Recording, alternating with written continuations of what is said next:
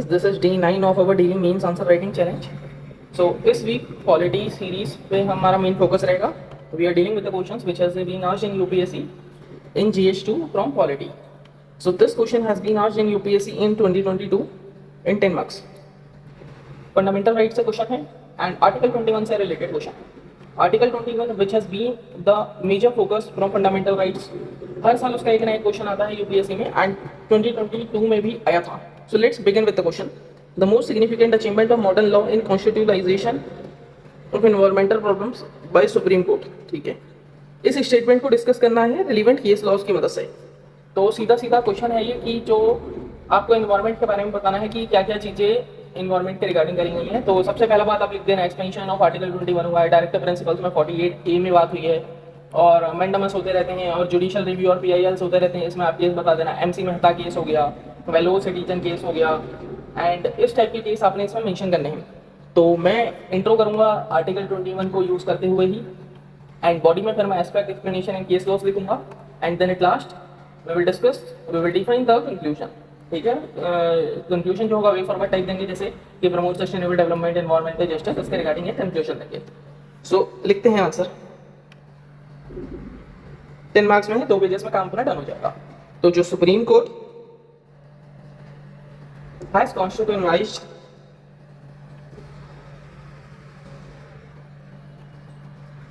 environment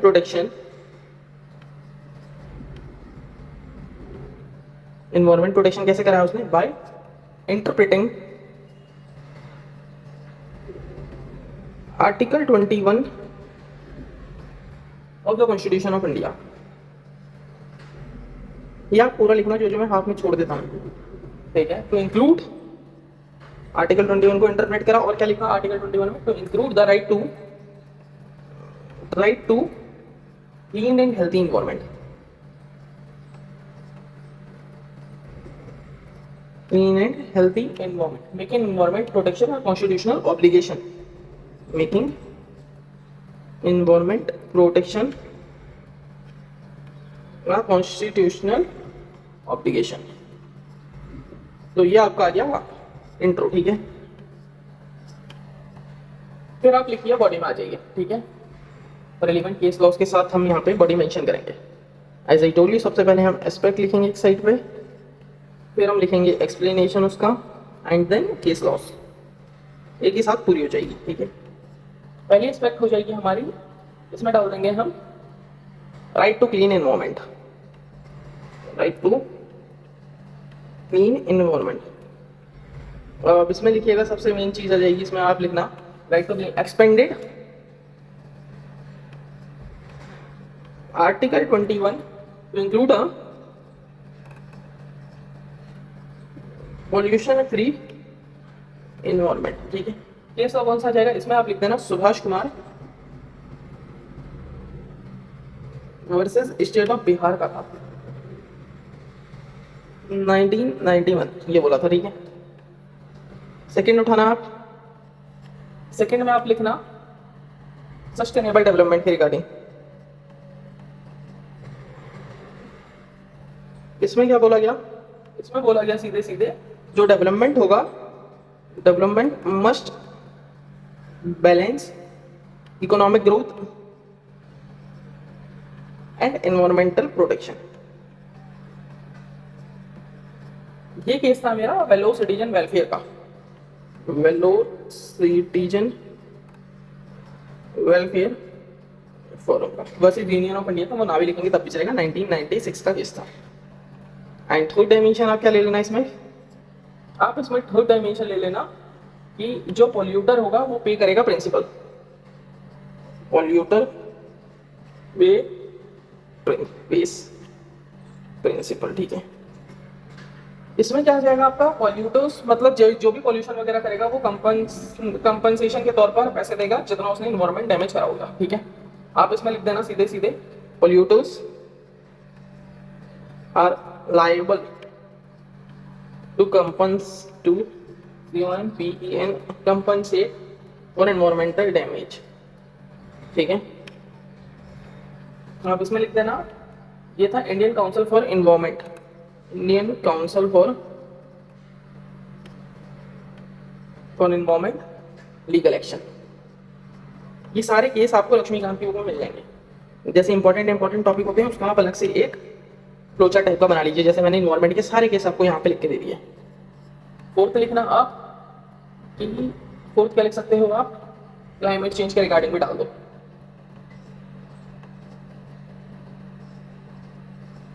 इसमें क्या लिख लोगे आप, इसमें आप सीधे सीधे लिखना कि रिकॉग्नाइज्ड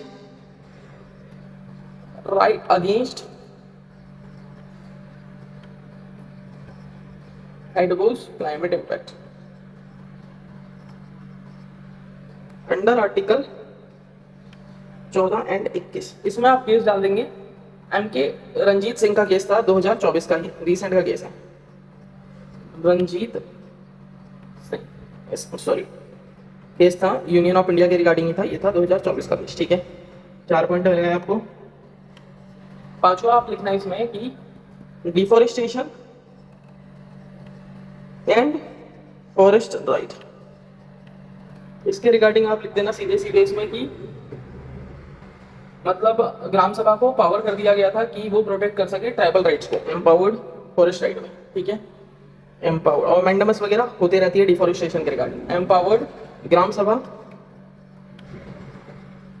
एम्पावर कर दिया था ग्राम सभा को टू प्रोटेक्ट ट्राइबल राइट्स। इसमें आप सीधे सीधे लिख देना नियमगिरी का केस था 2013 का। एक छठा और लिख लीजिए आप, छठे में आप लिख दीजिए कि एब्सोल्यूट लायबिलिटी नहीं है। ठीक है, या आप रिसेंट में उसका लिख दीजिए एयर पोल्यूशन के रिगार्डिंग। एयर पोल्यूशन के रिगार्डिंग आप क्या लिख सकते हैं कि दिल्ली का वो एमसी मेहता का केस था ना, ban on fire crackers, imposed ban to ensure clean air. ये भी एमसी मेहता केस के अंडर था। MC Mehta versus Union of India 2024। Mehta versus Union of India, ये था फायर क्रैकर के रिगार्डिंग। ये ब्रैकेट में लिख देना कहीं कोई सोचे वाला है। ठीक है, 6 पॉइंट हो गए आपके एनफ में से ये। अगर 1 पॉइंट और लिखना चाह रहे हैं तो लिख लीजिए इसे भी। एक में क्या लिख सकते हैं आप, एक क्या लिख सकते हैं आप और क्या लिख सकते हैं आप, सोचना पड़ता है ना, ऐसे नहीं आता नहीं है। क्या लिखने में sustainable development pollution basement climate change deforestation and forest right air pollution. वैसे मैंने लिख तो बहुत नहीं है लेकिन अब मैंने 7 पॉइंट डाल दिया तो लिखना पड़ेगा। आप इसमें वाटर पोल्यूशन के रिगार्डिंग लिख लीजिए, जब एयर पोल्यूशन को लिख लिया तो वाटर पोल्यूशन के रिगार्डिंग आ जाएगा आपका क्या कि installation of sewage treatment plants, of sewage treatment plants and missions like Namami Gange. ठीक है, तो ये सब लिख देना। और इसमें केस आप लिख देना MC Mehta versus Union of India का था गंगा पोल्यूशन के रिगार्डिंग, एमसी मेहता। एंड एक और केस था ये जो ये था सीवेज ट्रीटमेंट प्लांट्स, इसके रिगार्डिंग था पर्यावरण सुरक्षा समिति का। पर्यावरण क्या था, पर्यावरण सुरक्षा, ये एक बार चेक कर लेना। सुरक्षा समिति का केस था, मेरे को याद है जहाँ तक 2017 का था। ठीक है, तो ये आपका होता है बॉडी पूरी। अच्छा वैसा लिख लिया हमने, 7 पॉइंट्स बहुत है, आपको पूरे मार्क्स मिल जाएंगे इस क्वेश्चन में। मतलब जितना यूपीएससी ग्रांट करता है वही 5 के राउंड।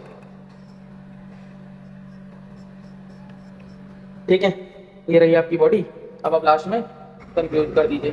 ठीक है, कि जैसे कि मैं चीफ जस्टिस ऑफ इंडिया की बात को बोलते हुए चलूंगा as justice PN Bhagwati observe right to life includes the right to live with dignity। ठीक है, एंड डिग्निटी टुडे, एंड आज की डेट में डिग्निटी क्या है, and dignity today is inseparable from a clean and healthy environment। ठीक है, एकदम याद आया मुझे, तब मैंने लिखा वरना मैं नॉर्मल सा लिखता, नॉर्मल सा क्या लिखता, देयर बाय सुप्रीम, नॉर्मल में लिखता कि मैं thereby supreme court has transferred environment protection into constitutional mandate strengthening article 21 and promoting sustainable development environment justice etc, ये लिखता। बट मैंने इंट्रो में ही आर्टिकल 21 से स्टार्ट करी है तो कंक्लूजन में दोनों सेम सेम अच्छा नहीं लगता। So that's why I quoted PM Bhagwati की मुझे लाइन याद आई थी तो मैंने उस हिसाब से कोट करी। आप इसमें डेवलपमेंट प्रोजेक्ट्स वगैरह भी मेंशन कर सकते हैं एस्पेक्ट्स में, उसमें आप डाल देना नर्मदा बचाओ आंदोलन, और आप डाल सकते हैं कि नेचुरल रिसोर्सेज की प्रोटेक्शन के रिगार्डिंग एक पब्लिक ट्रस्ट का डॉक्ट्रिन भी था वो भी मेंशन कर सकते हैं। ठीक है, तो ये सारे पॉइंट्स हैं आप जो मेंशन कर सकते हैं। बने रहिएगा इस सीरीज में, मिलते हैं अगले लेक्चर में।